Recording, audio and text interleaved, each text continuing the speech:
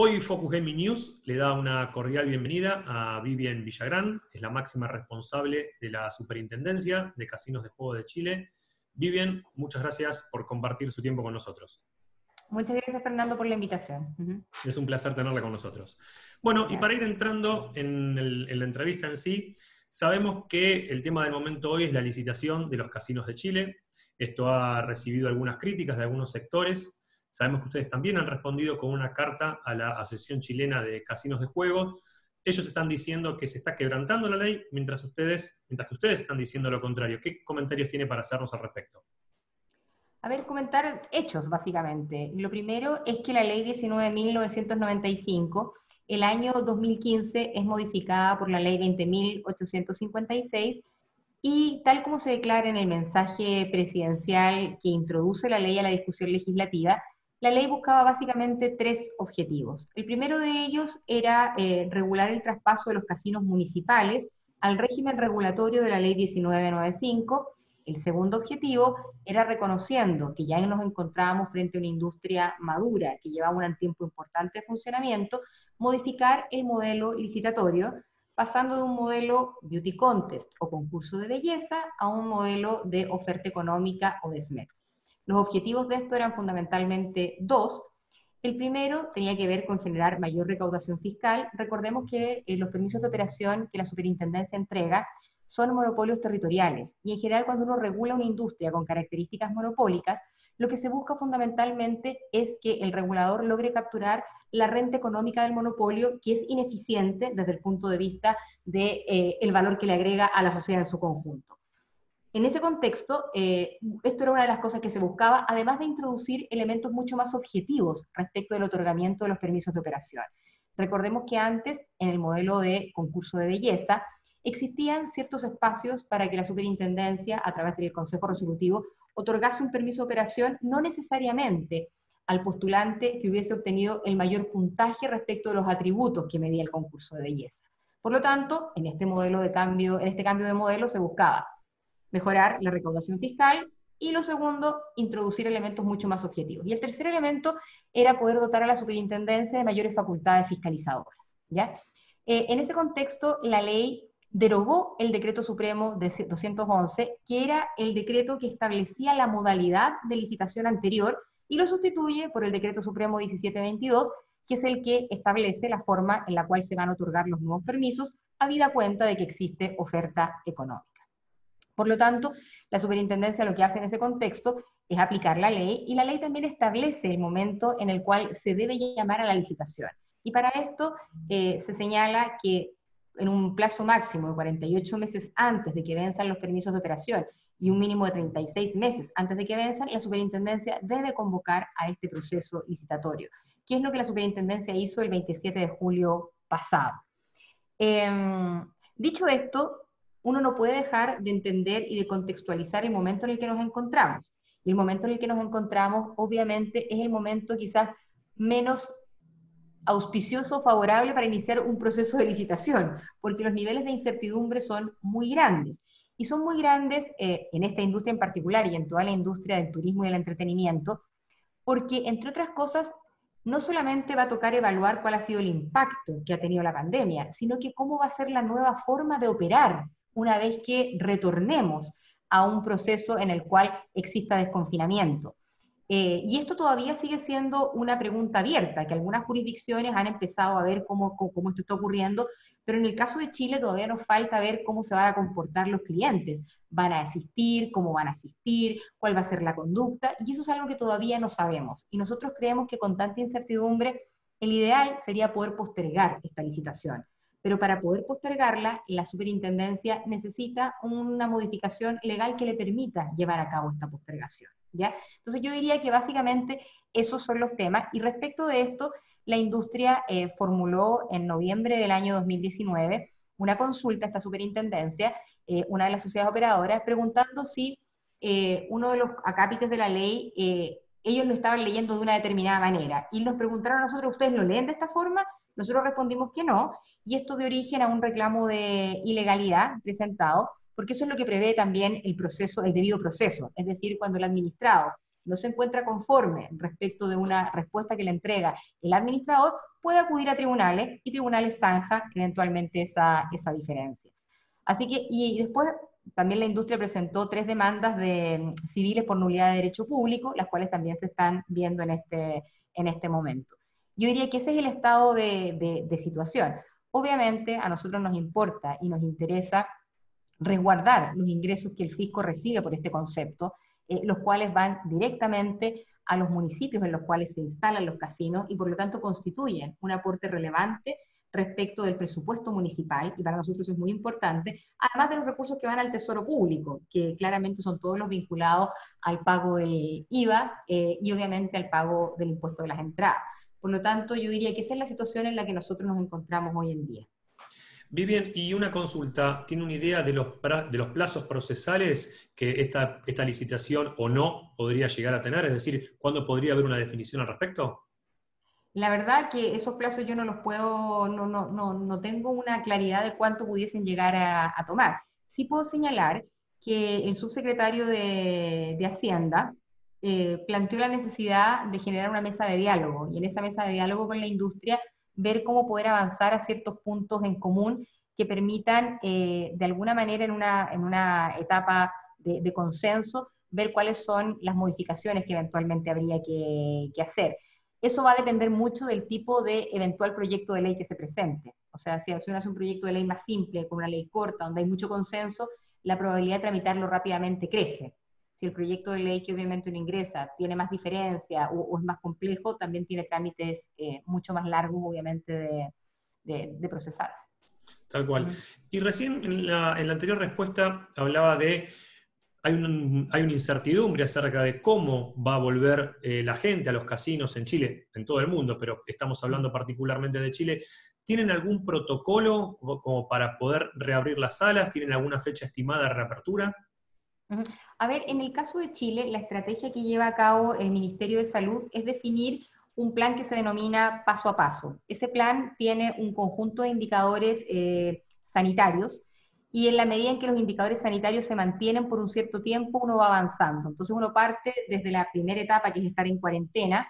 En la medida en que los indicadores se manejan en un cierto rango, uno puede pasar a la transición, de la transición a la preparación después nos lleva a la apertura inicial, y finalmente llegamos a la fase de apertura avanzada.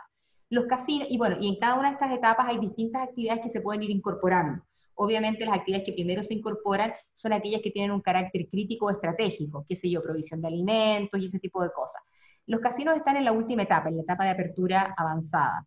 Y allí lo que establece el Ministerio de Salud es que una vez que estos recintos se abran, van a poder operar, pero con un aforo restringido, en este caso con un aforo que llega al 50% de su capacidad. Nosotros en este sentido hemos hecho 2 cosas. Lo primero es que elaboramos un protocolo de apertura, el cual se lo hicimos llegar al Ministerio de Hacienda, y él a su vez se lo hace llegar al Ministerio de Salud. Salud ya lo recibió, hizo algunas observaciones, estamos corrigiendo esas observaciones. Y en paralelo elaboramos un oficio circular que le indica a todas las sociedades operadoras que una vez que la comuna en la cual se localiza su casino entre en la fase de apertura avanzada, ellos pueden iniciar su operación. En el caso de Chile, esto está ocurriendo de manera diferenciada en los territorios, es decir, hoy en día si uno mira el mapa del país, hay comunas que están en distintas fases, hay algunas que ya están en la fase de preparación, hay otras que están en transición, hay otras que están en cuarentena. Y por lo tanto, el oficio circular lo que establece es que los casinos, una vez que estén sus comunas en la fase de apertura avanzada, automáticamente pueden iniciar su operación, obviamente respondiendo al protocolo sanitario que a la fecha esté aprobado por Salud. Muy bien. Y recién estábamos hablando también acerca de, en un momento, habló sobre la recaudación que se están perdiendo los casinos físicos en este momento debido a la pandemia. Sabemos bien que el juego online ha crecido mucho en muchas partes del mundo, inclusive en Latinoamérica. Hay países que ya tienen el juego regulado. Chile todavía no ha avanzado al respecto. ¿Cómo está hoy la situación con respecto al juego online en Chile? Y si no cree que el haber tenido regulado el juego online podría haber mitigado las pérdidas de los casinos físicos. A ver, en el caso nuestro nosotros veníamos trabajando con la industria y teníamos una mesa, donde uno de los objetivos que habíamos definido como prioritario era justamente tener un cierto consenso de cuáles eran todos los aspectos que debería considerar una legislación en materia de juego online. En la región, claramente, hay países que ya han avanzado en esto. Colombia es el que más ha avanzado, y obviamente los otros países a nivel mundial, el Reino Unido probablemente es de los que lleva la ventaja, y habíamos logrado establecer los principales elementos que tenía que tener en consideración una regulación online, eh, visibilizando las preocupaciones del regulador y también las preocupaciones que tienen, obviamente en este caso, los casinos. Nos hemos preocupado de definir temas como cómo garantizar que la protección del juego responsable, la identificación de quién juega, los medios de pago, el tipo de plataforma tecnológica, una discusión económica que es muy relevante y tiene que ver con cuál es este mercado, cuál es el tipo de mercado, si es el mismo mercado o el mismo público que va al casino físico, y por lo tanto quiénes pueden entrar. Estábamos en esa discusión y obviamente pasó lo que pasó. Siempre uno, cuando analiza las cosas, cuando ya han ocurrido, uno puede entrar en la pregunta, si hubiéramos hecho esto, si hubiéramos previsto esto, pero la verdad es que es una pregunta, en mi opinión, que no nos lleva a ningún lugar muy concreto. Lo concreto es que no tenemos hoy en día el juego online, y no tenerlo claramente disminuye un canal de comercialización que podrían tener los casinos. O sea, eso es evidente. Pero obviamente la regulación del juego online nosotros la hemos visto con bastante detalle y es una regulación compleja, porque no solo involucra el juego online de los casinos, el juego online es mucho más que solo la actividad de casino, está también todo el mundo de las apuestas, y cuando hablo de las apuestas no son solo las deportivas, las apuestas en el sentido más amplio, y está todo un mundo que es mucho más híbrido y que es mucho más complejo en materia de regulación, donde incluso la OECD ha planteado una serie de inquietudes que tiene que ver con una cosa media híbrida, que son desde los campeonatos virtuales, de juegos virtuales que otorgan premios y los que uno se inscribe, hasta campeonatos de fútbol virtuales en que yo puedo comprar jugadores, participo en un campeonato y me entregan un premio en dinero. O sea, y esa parte yo diría que es donde hay menos avance en general a nivel mundial. De hecho, ha habido discusiones en esto muy interesantes, particularmente en el Reino Unido, donde algunos chicos muy talentosos para estos juegos juegan los campeonatos de Fortnite, y el campeonato de Fortnite reparte más premios que los que entrega el Orange Bowl. Entonces, este padre de este hijo, que la verdad era bastante talentoso, sin estar en los primeros, estaba como entre los primeros 20, mi chico ganaba cerca de $60.000. Entonces el papá le había dicho que saliera del colegio y que básicamente se dedicara a esto. Entonces, lo comento solamente porque ahí hay un universo vasto y amplio que se abre en materia regulatoria y que es importante tener en cuenta. Bueno, en eso estábamos, en esa discusión, cuando vino lo que todos sabemos que vino, pero a nosotros nos parece que es importante avanzar en esa materia y nos parece que la posibilidad de no ser el primero tiene la oportunidad de aprender de las dificultades que otros han tenido, y eso lo vemos como una ventaja. De hecho, nosotros tuvimos conversaciones importantes con la gente en España, que ya tiene una segunda versión de lo que es su legislación de juego online, y nos hicieron presente todos sus aprendizajes. Y obviamente, si bien es cierto, una jurisdicción nunca es idéntica a otra, sí hay muchos elementos que uno recoge y que pueden enriquecer un proyecto de ley de esta naturaleza. La idea nuestra era justamente haber podido avanzar hacia tener todos los elementos para una legislación en el momento en el que el Ejecutivo tomase la decisión, lo más consensuada, justamente para evitarnos todos los traspiés que otras regulaciones en esta materia han tenido. Pero estamos en eso y obviamente creemos que es un pendiente y que habrá que irlo abordando, ojalá, de la mejor manera posible. Tal cual, tal cual. Y Vivian, para ir terminando, ¿cómo ve el mercado de los casinos a futuro? Es decir, la pandemia en algún momento va a pasar, la vacuna se va a encontrar y la industria se va a restablecer. ¿Cómo ve eso a futuro?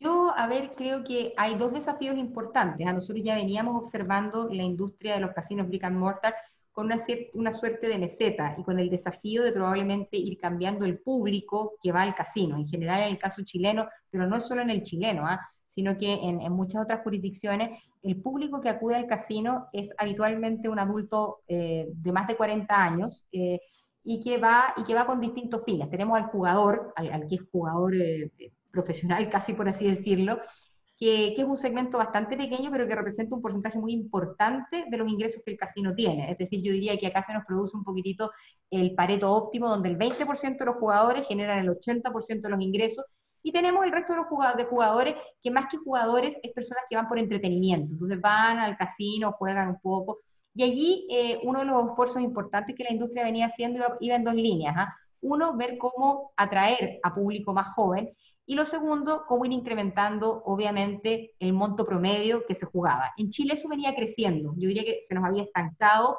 el número de visitas a los casinos, pero sí teníamos números muy atractivos en términos de monto promedio por jugador, ¿ya?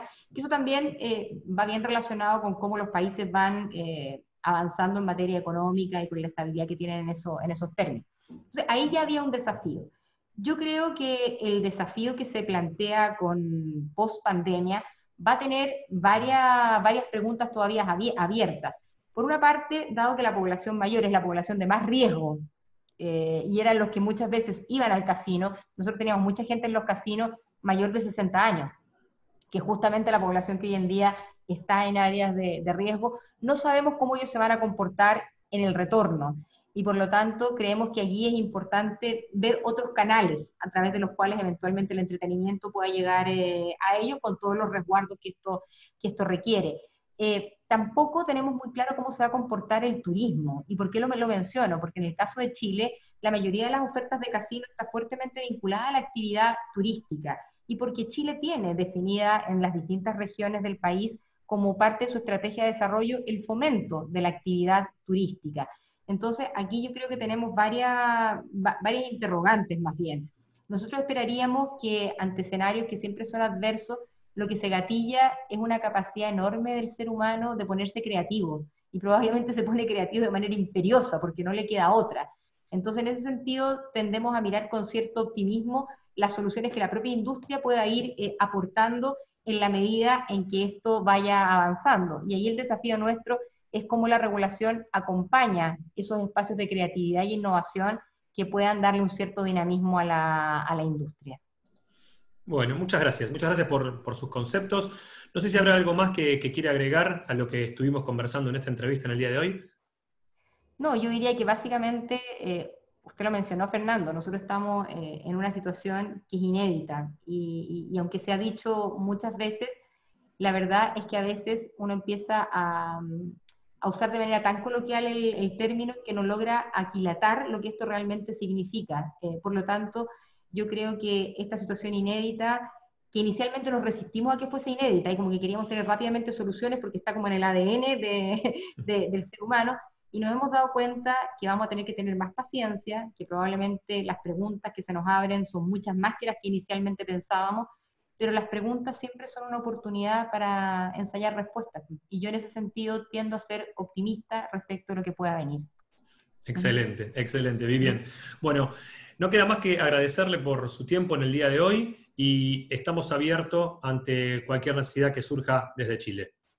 Perfecto. Muchas gracias, Fernando. Que estén muy bien. Gracias, buenas tardes.